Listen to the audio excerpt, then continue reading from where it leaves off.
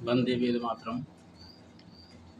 इन दिनों पितृपक्ष चल रहा है और हर व्यक्ति का यह कर्तव्य है कि वे अपने पूर्वजों के नाम पर जो दिवंगत हो चुके हैं कुछ न कुछ करें। श्राद्ध तर्पण जहाँ तक बन पड़े गया जाए या अपने घर में करें। ये सब जानते हैं ये बातें और करते भी हैं, लेकिन कुछ और बातें भी हैं जो हमारे समाज में प्रचलित उतनी नहीं है। जैसे कुछ प्रमाणिक भागवत कथाओं के द्वारा, संस्थाओं के द्वारा पूर्वजों के नाम से पोथी रखने की परंपरा है।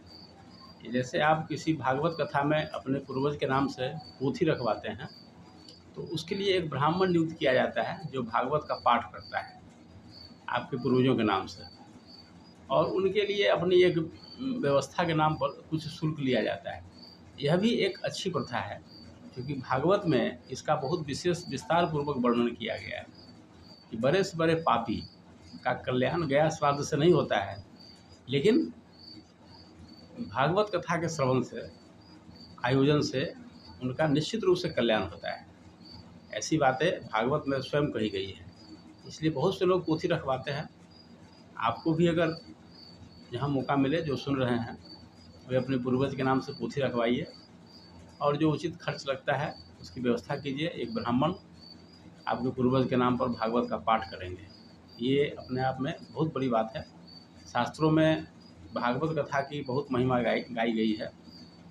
भागवत में धुंधकारी का प्रसंग है जो स्वयं कहता है कि सैकड़ों गया श्राद्ध अगर हो तो भी मेरा कल्याण नहीं होगा, क्योंकि गया श्राद्ध सामान्य अवस्था के लोगों के लिए होता है, लेकिन जो आतंकवादी हैं, अत्याचारी हैं, उनका श्राद्ध गया में करने से उनको लाभ नहीं मिलने वाला है, क्योंकि वो बहुत ही अत्याचारी हैं व्यक्ति हैं।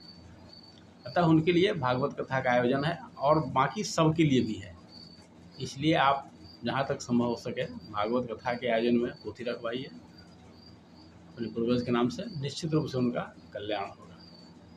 धन्यवाद।